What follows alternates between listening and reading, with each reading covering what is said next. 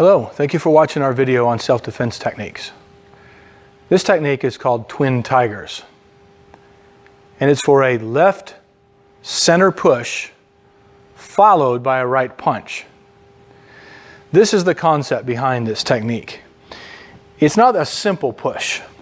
As he comes in with the left hand and catches me off guard, his goal is to push me all the way back, sending me flying into that wall back there.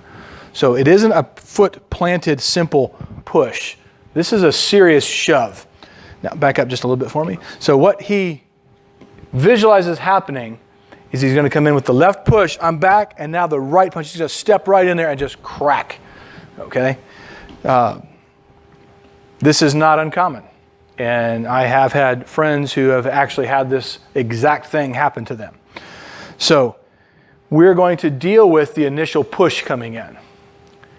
All right. Now, again, if you are already on guard and you saw him coming in with a push, you would be able to react to that. This technique is based on the idea that he caught you a little bit off guard.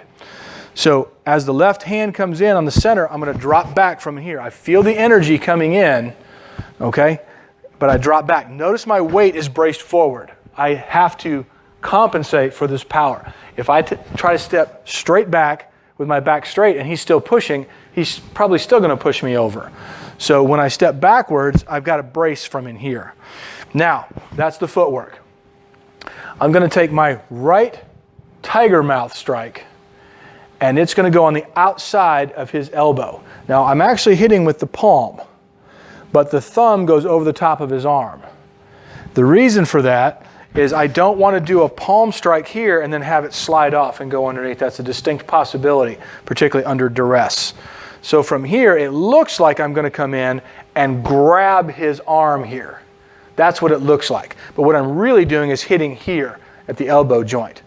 Now, this should be a natural motion.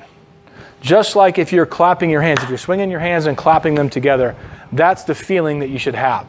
Don't try to come out and around in a geometric circle there. Just come in from here, come in naturally. Now, the left hand is also going to do a tiger's mouth, but it's going to be on the inside of his wrist here. And notice how the curve of my palm fits into the curve of his wrist right in there. So that is literally a division of contouring called fitting. Again, the thumb goes over the top, and that's to keep me from sliding off underneath as I do this. Now, from this position, with his hand there pushing and with energy coming in from there, with this hand here and this here, I have opposing forces. Done properly, that's going to cause a hyperextension. And it's possible, if this guy was not as tough as he thought he was, you could end the fight right there. But the rest of the technique says that he's a little tougher than that. So as this comes in, it's one. Okay? Remember, the timing is the same as clapping your hands. It's just that your hands are offset. All right? They can come uphill slightly, coming in from here, but you got to get that a good smack in there. Now, be careful working with your partner because done correctly, again, this causes a sufficient amount of pain. So as he comes in from here, it's a one here. Now, that is going to check his width and somewhat his height briefly. But he's going to realize in an instant, all he has to do is step with his right foot out a little bit, and that will relieve the pressure. And then he's going to come in from here and hit me with the right hand, which is what he intended to do in the first place. So I'm going to take the center before he can get around and come in and hit me from here on the side.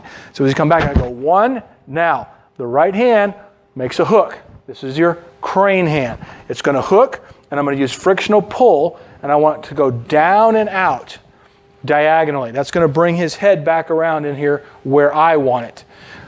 Be careful. Do not come straight down as you're pulling his head into the headbutt. Do not go straight out as you're actually helping him come around and get that punch into play. You want downward diagonal here for your best option. So from this, as it comes in, it's 1, 2, and as that happens I have the tiger's mouth strike that goes in here to the base of the throat. Now in class, we tend to hit a little bit lower, okay, right in here for safety reason. But it should actually be right at the Adam's apple. And it's extremely painful and again, may stop the fight.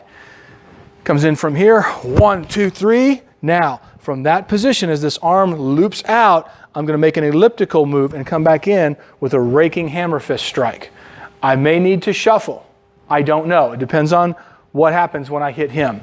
I'm a little bit bigger than Mr. Bustamante, so there's a good chance he's going to stagger backwards. On the reverse, I may not stagger back as much. And if you get somebody that outweighs you by 100, 150 pounds, they may not hardly move at all. So shuffle if you need to. He comes in with the push. All right, 1, 2, 3, bang, there's the hammer. And I did not shuffle on purpose to make sure that I didn't injure him. Now, in this case, he had already stepped back with this foot.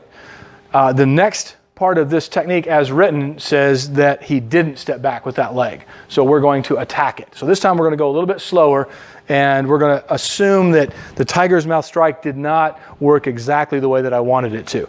So as he steps in from here, pop, hook, crane it down, hit, and I hammer, and he's pretty tough. So he's staggered, but from this position, that leg is still in front. From here, since I haven't shuffled yet, I'm going to shuffle up and do a side snap kick into the knee or the thigh area. From right here, the position he's in, I'm going to put this side kick in right underneath his kneecap and push him out and back.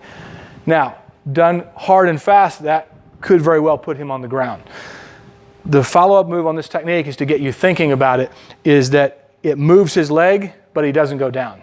So we're going to follow that up with a tie kick to the outer thigh. This is using the lower part of your shin and attacking the common peroneal nerve.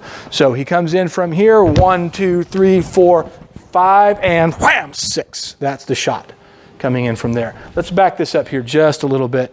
Not much right in here. All right, he's coming in from here, 1, 2, 3, 4, 5, and 6. Let's come from this angle.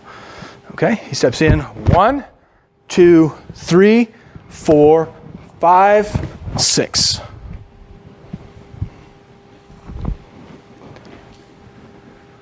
Twin tigers. Thank you.